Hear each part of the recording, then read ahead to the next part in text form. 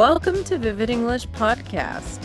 Hello, everyone. I'm Sarah. And I'm James. It is so wonderful to have you with us today. I have to ask you, how is your energy level today? On a scale of 1 to 10. I am doing great, actually. I'm hovering around a 9 because I am genuinely excited about our topic today.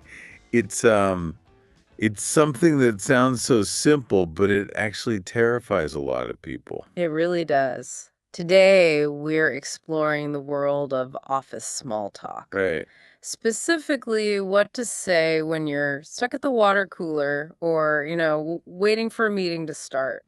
We have all been there. You're Yeah. walking down the hallway, you see a coworker coming towards you, and your brain just freezes. Mm-hmm. You don't know whether to look at your phone, look at the floor, or Yeah. try to say something intelligent. It is the classic awkward silence. You can feel your heart beating a little faster. And our mission today is to help you fix that. We want to give you safe topics, easy conversation starters, and strategies to build a connection without getting into anything, too deep or controversial. Right. We want to move you from panic to confidence. So let's take a closer look at this first concept. We keep saying water cooler talk. Yes, water cooler talk. I feel like we see this in American movies all the time, but what does it actually mean in a modern office? Well, literally, the water cooler is the machine in the office that dispenses water. Historically, it's where employees would go to get a drink and take a short break. Okay. But figuratively, in business English, it refers to any casual conversation that happens outside of formal meetings. So it could be the coffee machine, the break room, or even just standing in the elevator. Exactly. It is the in-between moments. And, here is the important part that I think many learners miss. Some people think these little chats are a waste of time. Oh, yeah. They think, I'm at work, I should be working. Why are we talking about the weather? I have to admit, I used to feel that way. I used to think, I don't have time for this. I have a deadline. But you're saying that is the wrong mindset. It is understandable, but yes, it's a bit of a mistake. Small talk is essential for your career. It's what we call a social lubricant. Social lubricant. I like that phrase. It means it makes the machinery of the office run smoothly. It builds trust. If you never talk to anyone about non-work topics, you might seem, cold or even robotic. And nobody wants to work with a robot. So the goal here isn't to become best friends with everyone, right? You're not giving a speech. No, not at all. The goal is just to signal that you are friendly and approachable. You're building a tiny bridge with that other person. I love that. Just a connection that says, I see you and I am friendly. I love that image. Building a tiny bridge. So let's break this down practically. You mentioned that when you talk changes what you should say. Yes. This is a huge secret to mastering small talk. Context is everything. We call this the Monday morning versus Friday afternoon strategy. I love a good strategy. Okay, let's start at the beginning of the week. It's Monday morning. Everyone is a little tired, maybe a little grumpy. What's the plan? Monday morning is all about the review. You are looking backward. Because the biggest event that just happened was the weekend. Exactly. So the most natural, common question is simply, how was your weekend? How's your weekend? It seems so basic. Is it really enough? It is basic, but it is effective because it is expected. It's a social script. The other person expects you to ask it. It is low effort for them to answer. That makes sense. It's comfortable. But what if I want to be a little more specific? You can ask, did you do anything fun? I like, did you do anything fun? Because it's more positive. It invites them to tell a happy story rather than just saying, I did laundry or I slept. Right. It frames the conversation positively. And here is a pro tip for sports fans. If you know your coworker loves football or basketball or any sport really, Monday is the perfect time to ask, did you catch the game? Did you catch the game? I want to pause on that verb. Catch. We usually catch a ball. Yes. But in this context, catch means did you watch? It implies you watched it live or saw the highlight. Did you catch the game last night? Got it. So Monday is for looking back, but what happens when we get to the other end of the week? Friday afternoon. Friday afternoon is the preview. This is honestly my favorite time to talk to people. The energy in the office is usually lighter. Everyone is watching the clock. Exactly. Everyone is happy. So on Friday, we look forward. You want to ask about the future. Okay. The best phrase is, any big plans for the weekend? Any big plans for the weekend? Notice the word big. It gives them an out. It gives them a choice. They can say, yes, I'm going to a wedding. It's huge. Or they could say, no, nothing big, just relaxing. That is a low pressure question. It doesn't force them to be interesting if they're just planning to sleep. I also like asking, are you doing anything special? That works too. And if you want to share something first, which is a great way to make people feel comfortable, you can say, I'm looking forward to going to the park. How about you? I'm looking forward to it. That's a great phrase for anticipation. So Monday is the past, Friday is the future. But what about the dead zone? The dead zone. Tuesday afternoon, the middle of the week. There is no weekend to talk about. That is a great point. When you're stuck in the middle of the week, or if you're talking to someone you don't know very well, we use what I call the safe three. The safe three. I love having a mental checklist. It makes me feel prepared. What's the first one? The first one is a classic for a reason. It is the weather. I can hear our listeners groaning right now. The weather. Really, it feels so cliche. It is cliche, I admit it. But why do you think people talk about the weather in almost every country in the world? I guess because it's happening to everyone at the same time. Exactly. It is a shared reality. If it is raining, we are all getting wet. If it's hot, we are all sweating. It connects us immediately without any risk. So we're not really discussing meteorology or science. We're just agreeing on reality.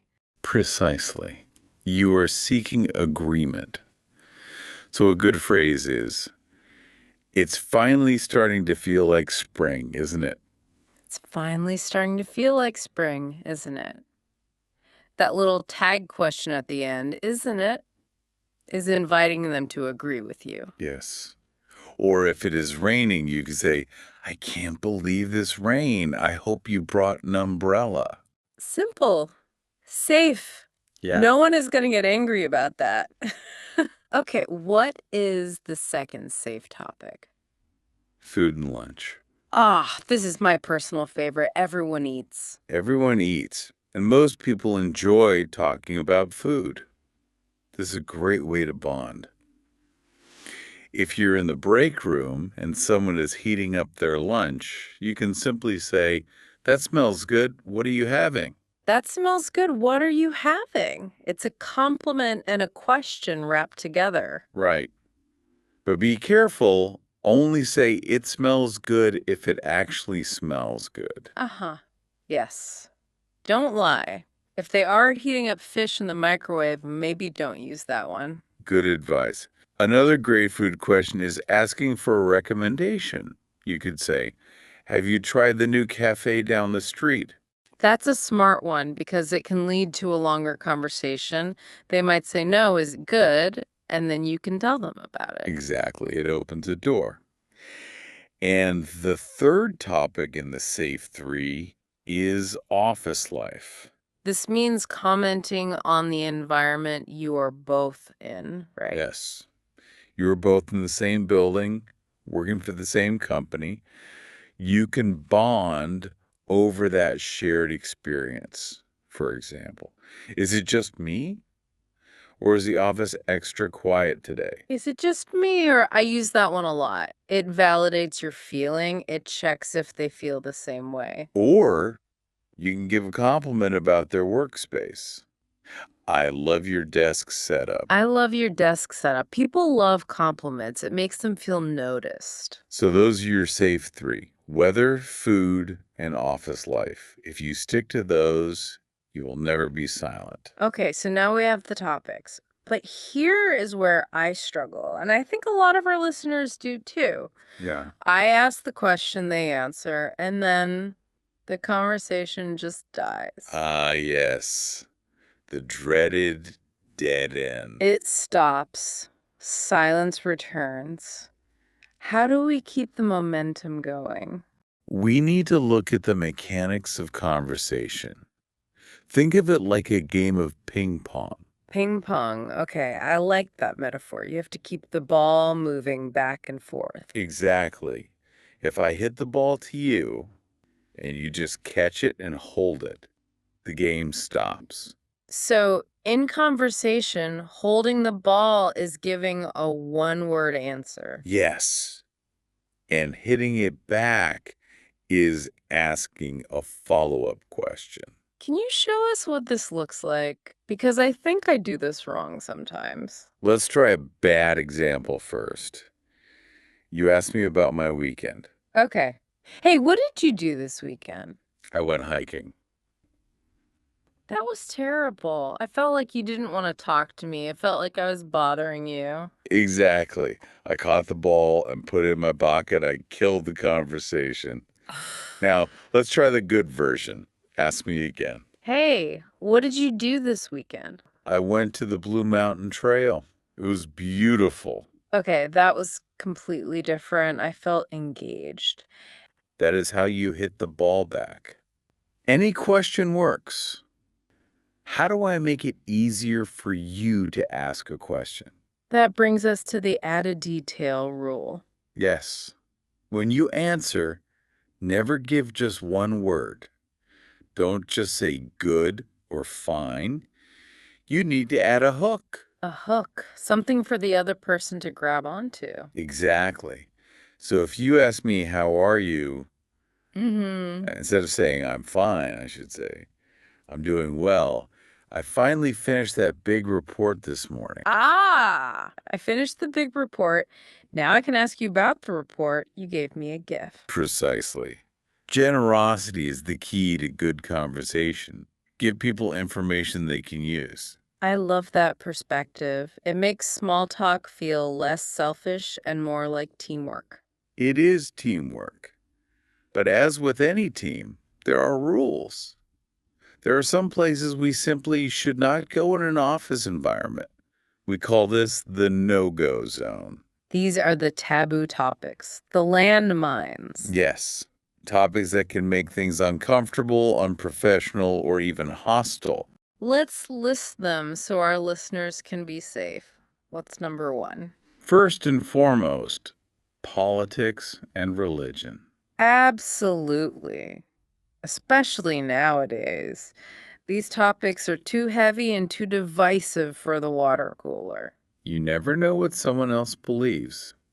You might assume they agree with you, but if they don't, you have instantly created a conflict. Just stay away from it. What if someone else brings it up? What if they say, did you hear what the president said yesterday? That's tricky. The best strategy is the neutral pivot. You just say, I saw the headlines, but I haven't had time to read about it yet. And then you change the subject. I haven't had time to read about it. That's a brilliant excuse. It shuts it down without being rude.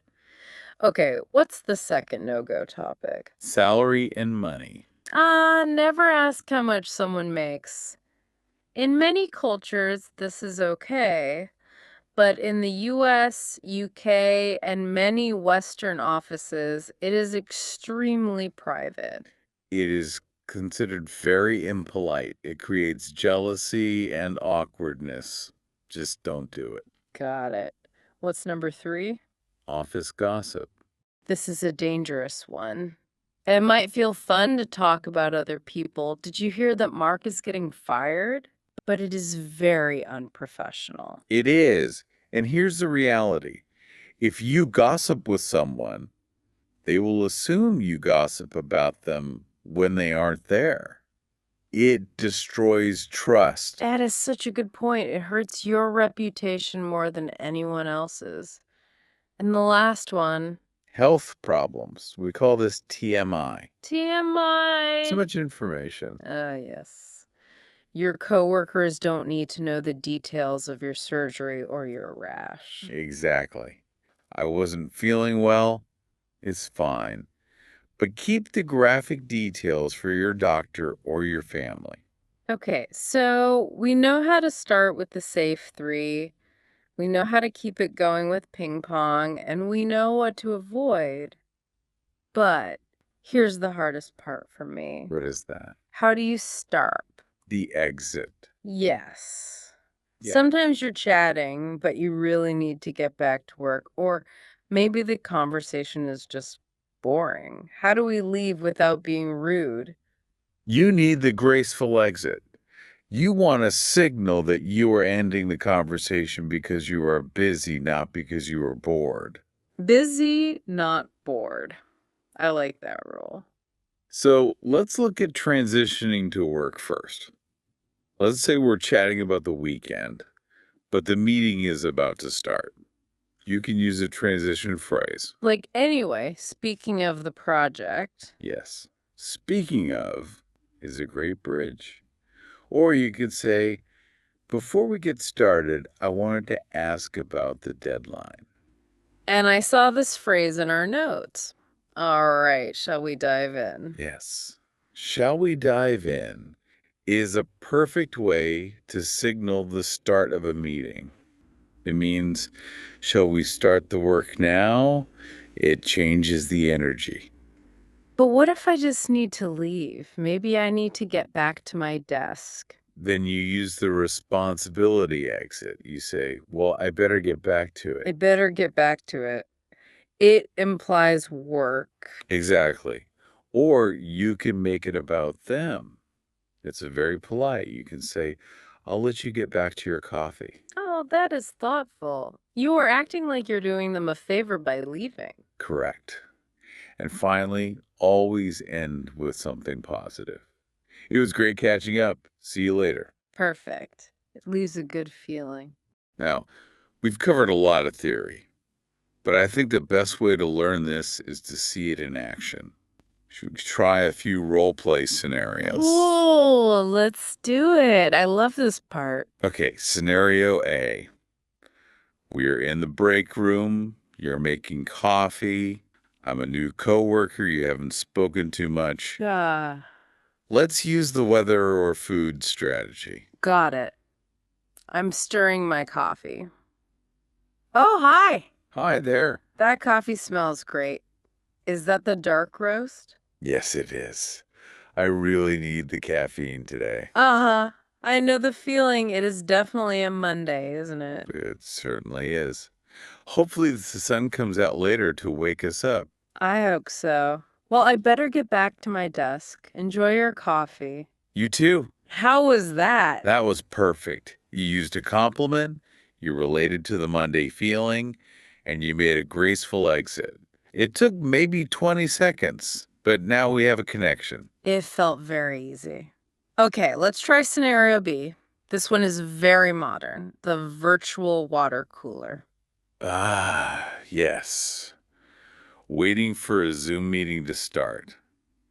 The camera's on, the mic is on, but the boss hasn't joined yet. This is always so awkward. The silence feels louder on Zoom. Okay, go. Hi there. Hey, Can you hear me okay? Yes, loud and clear. How is your day going so far? Pretty good. Just busy. I love your background, by the way. Is that a real painting? Oh, this. Yes, my daughter painted it. That is amazing. She is very talented. Thank you. Mm-hmm. Oh, looks like the boss is joining. All right, shall we dive in? Excellent. You used the audio check. Can you hear me? Which is a classic, easy start. And then you complimented my background. Commenting on what you see in the video is a great version of office life talk. It is. Okay, last one. Scenario C, the elevator. Ooh, the elevator pitch of small talk. We only have 30 seconds. Ready? Doors are closing. Press his imaginary button. Morning. Good morning. Heading to the 4th floor? Yep, big meeting today. Good luck. I'm sure you'll do great. Thanks. Have a good one. You too. Very fast, very friendly. You didn't try to start a long story. You just acknowledge me and wish me luck. Sometimes a smile and a good luck is all you need. Exactly. It shows you have social intelligence. You're reading the room, or in this case, the elevator. This has been such a fun discussion. Looking at these tips, it really takes the pressure off. It really does. And I have to admit, this is true for me personally. I used to be very shy at the office. Really? You seem so confident now. Well, I learned. In Mm. the beginning, I would just hide at my desk or pretend to be on a phone call so I didn't have to talk to anyone. I was terrified of saying the wrong thing. I think so many of our listeners feel that way. It's the fear of being judged. But using these small hacks, Mhm. asking about the weekend, commenting on the weather, it helped me make friends. It made the office feel like a nicer place to be. That is a lovely thought.